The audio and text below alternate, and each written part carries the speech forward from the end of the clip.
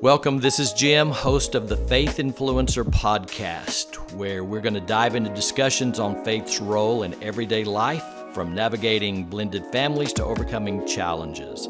I'm a husband, a father, a Bible teacher, an advocate for applying faith to everyday life. So tune in as I share personal stories, valuable insights, and practical wisdom. So I recently heard the story, actually I know the people, whose husband found out that his wife-to-be had placed a tracker under his car to follow him on her computer when he leaves the house. Now, I know some of you are looking at me from the camera right now or through your computer or phone or wherever, and you've done the very same thing. And I know that some of you guys do the very same thing. I was counseling some people some years ago, and she was ready to get divorced. And as we were describing it, she said, because I went up into the attic to look for a box. By the way, this is Jim Cunningham, Faith Influence. Glad you're here today. She was looking for a box. And guess what she found? She found a box of trackers. You know what I mean? A tracker? A tracker that you put under someone's car that tracks where they're going, and you can pull up the signal and see where they are. So, blended families, that's what we're talking about. One of the biggest issues with blended families, the number one issue is children. Always the number one issue, dealing with children. That's another podcast. Go listen to it. But I'm going to say in the top three is trust. Trust is so fragile. When you lose trust, when you have a trust that's been broken, it is one of the most difficult things to recover from than anything. So some of you are thinking about entering into a relationship and you're like, I don't think I could ever trust a man again. Do you know how many times that a woman who's been cheated on has said that? I don't think I'll ever trust a man again. Or how many men who have felt that way? More women than men. Men tend to say, you know what, I don't care, I'm going to go get remarried again. And they do it. Probably in a real short time, men remarry. Women don't. Women stay single a lot longer than men do. But one of the reasons we know is because it's more difficult for her over this whole trust issue. So I want to talk a little bit about that today. I want to talk about how do you rebuild trust when it's been broken? What do you do about that? Well, that's not an easy one. And the bad news is it takes time. And it can take years to rebuild the trust. Now I'm going to shortcut all of this for you. Okay, you ready? Are you listening? I'm going to shortcut all of this. You're not. So many of you aren't going to take my advice. So don't get mad at me that you're going to end up in another. But I'm going to shortcut the whole thing. If you want to get back in a relationship and you don't want to have to struggle with trust, then here's what you do. This is it. Here's what you do. You find a man who loves Jesus and who walks in the ways of the Lord and who will go to counseling with you as you work through this and who'll lead you in the things of God and who loves his Bible. And you find a man like that. Now, some of you say, well, even a man like that could, well, you're showing what I'm talking about. But I'm going to say that's the best way you can deal with it. Okay, besides that, what do you do when your trust has been broken? Well, you will enter into a new relationship, and many of you listening, you have remarried, and you still struggle with trust. Okay, listen, sir, who's listening to me. I know how you feel. You've remarried, and don't you tell me that there aren't times in your mind that you're wondering, where is she? What is she doing? Or, ma'am, how many times? Let me ask you this, lady. Put it in the comments. Be honest. I don't know. You stick it in the comments. How many times, lady, have you been sitting in your living room and you're on one end of the living room and your husband's on the other and you're both scrolling on your phones and it's come through your mind, I wonder if he's talking to somebody. Who's he talking to? What are they talking about? I know that's happened because that's just what we bring into remarriages. That's just one of the downfalls of going through divorce and remarrying is you're going to have some issues with trust. So I want to talk about rebuilding that trust. So it is a deep hurt when trust has been broken. And I said it was fragile. So it does take time to heal. As a matter of fact, when it comes to couples therapy, that is the number one reason people go to couples therapy. I'm talking about in blended families and remarriage. That is the number one reason they go to therapy is because of trust. This emotional, deep, psychological, spiritual level that you find yourself in because of a lack of trust is a very serious thing. So we're not taking it lightly. Here's some keys to rebuild that. One, just acknowledge that they may not be doing anything. This just may be something that you've drug in from your past. Just be honest about that.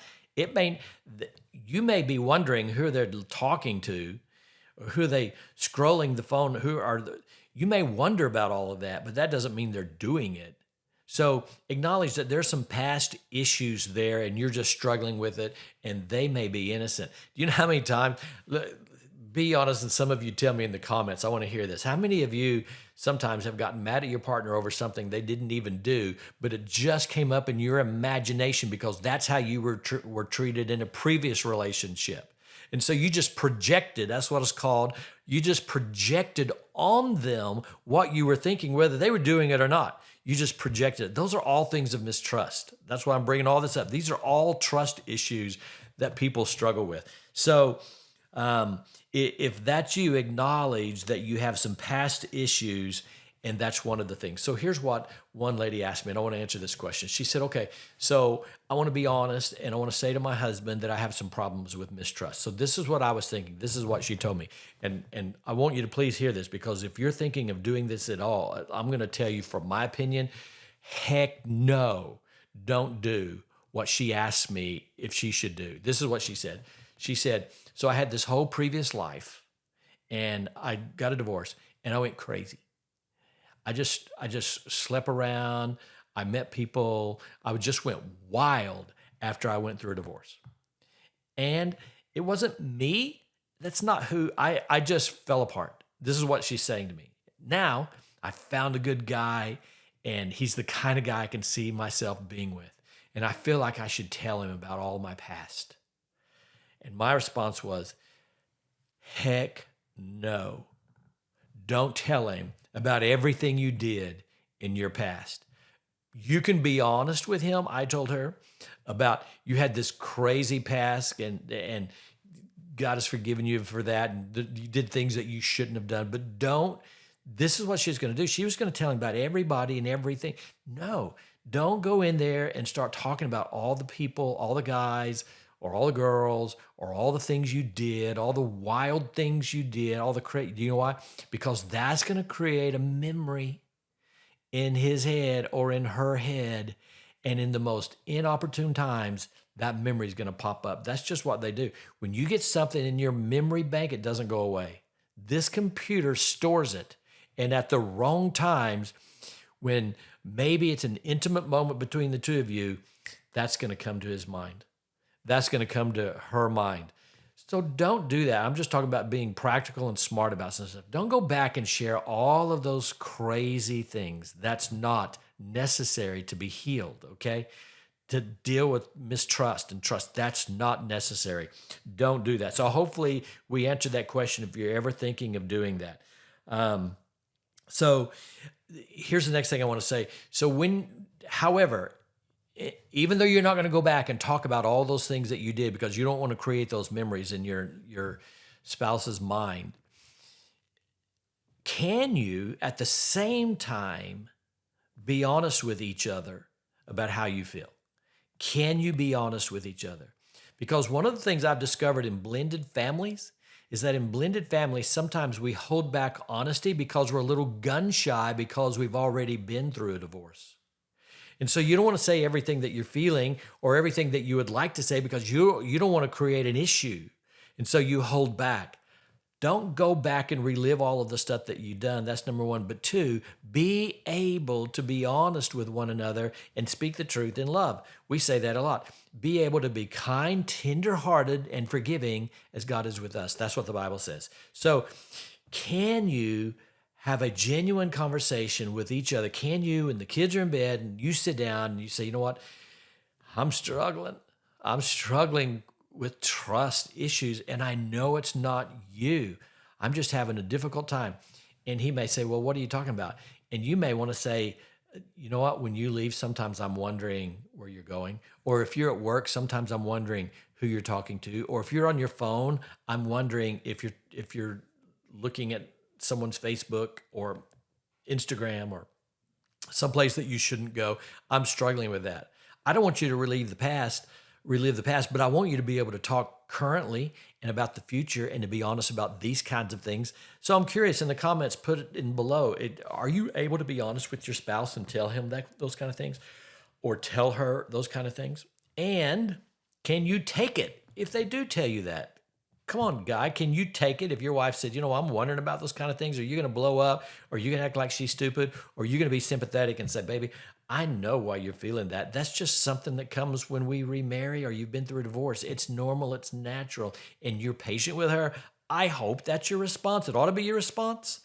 You ought to be able to respond in a kind, loving way and say, that's absolutely normal. So can you respond that way? So I want you to be able to communicate openly. That's always going to be one of the remedies to building trust. So let me say, if the husband is struggling with trust, wife, can he come to you honestly and talk about it? Can he come to you honestly and talk about it? Can he spill over his feelings to you? Not that they're legitimate, but they're honest to him. He's feeling these kinds of things. Can he say those things to you? So hopefully he can. And then when he does, can your response be in empathy and not in anger? Can you respond empathetically? That's the next thing. And then can you take responsibility? Because here's what happens. Sometimes you will treat your spouse from what you think they're doing, not from what they're actually doing. So sometimes your spouse will come home. Let's just make it sort of like a traditional scenario. Maybe your husband's at work and you came home before him and he comes home and you're angry at him. And he's like thinking to himself, what did I do? And he's going through his mind. I called her today. And he's going through this whole list in his mind of what he could have done to make you quiet or to make you, you're pushing him away. You have walls around you and he walks right. And you know what? You can walk right in the door, either way, man or woman, and you can feel when there are walls up with your spouse, right? And you're like, I'm going back out the door. She is not in a good mood, or he is not in a good mood. Well, you know what I've learned in blended families? Sometimes you didn't do anything. She's just projecting that on you because in her prior relationship, that's how it would have been. Or he's projecting something on you, lady, because in a prior relationship, that's what his wife did. Now, that's all normal. We do those things. But my question is not, do you have mistrust? You're going to have some of that. My question is, can you talk honestly about it? Can you say it and can you take it? That's what I'm saying to you. Can you say it and can you take it? So if you're in a relationship and you've experienced some of these hurts and these you've been cheated on, or someone has left you for whatever reason and you've got these issues, start taking these steps to heal from them. And as you do that, then you may need to respect how they're feeling and set some boundaries. Now, I see this all the time, and sometimes I think the boundaries maybe are a little too far.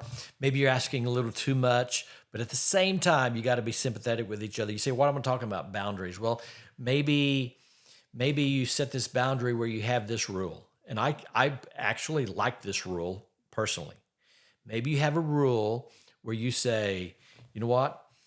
If you're struggling with trust and you want to look at my phone, take my phone and look at it. There's nothing to hide. How about that rule? Now, don't bow up with pride right now with me.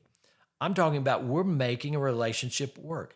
And maybe your wife needs to see your phone and maybe it makes you feel demeaned that she wants to look at your phone. But that's not what we're talking about. We're talking about taking steps to be healed. You know what? You open that up to her and allow her to look at your phone. That means a lot. How about you? The other way around.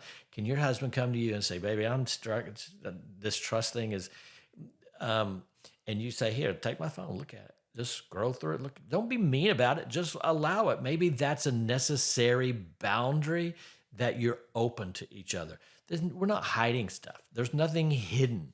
You start saying things are off limits and you can't see them. That only promotes this mistrust that I'm talking about. Now, what's going to happen is that maybe in the beginning you do that. Maybe in the beginning you're looking at each other's phone. It'll for the most part go away. You'll stop doing that. You'll build this trust, and then you'll go a year and you didn't even care to look at each other's phone because you've built this solid trust relationship. But until you do, maybe you need some boundaries like that. Last thing. What I discover is that you get out of sorts because you think coming into this new relationship, and because you don't feel trust, you feel like that it's your spouse's, your husband, your wife's responsibility to build that trust. It's on you. Now, they respond kindly and they're sympathetic and they are an open book and they realize there are boundaries, but it's on you. And let me relate it to this. There are some people who have this idea, and maybe even a majority of marriages who have this idea that it's your spouse's job to make you happy. It is not your spouse's job to make you happy. That's not their role. It's like you take your spouse and you plug them into your backpack, and that's how you get your fulfillment of happiness. And so now, guess what?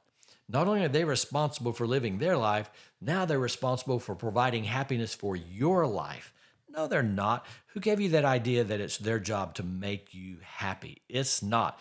And neither is it their job to rebuild your trust. They respond to you when you're struggling, and they do it in a way of understanding. You do it for each other. But you have to take the steps on your own to deal with the issues that are in your own personal life. So tell me how you feel about this below, and we'll continue these discussions and hopefully some of these practical things that we're dealing with. And by the way, as you do these things and provide these necessary things for your spouse to build this strong relationship, be consistent about it. That'll help. That'll go a long way. Don't be one way one day and a different way the next day. That's never going to build trust. This consistency that you have with each other will build trust. They know that they can count on you. You know that you can count on them, and you've proven it over time. That really strengthens trust in each other. Thanks as always for joining our podcast. Look forward to seeing you again next time at Faith Influencer. This is Jim Cunningham.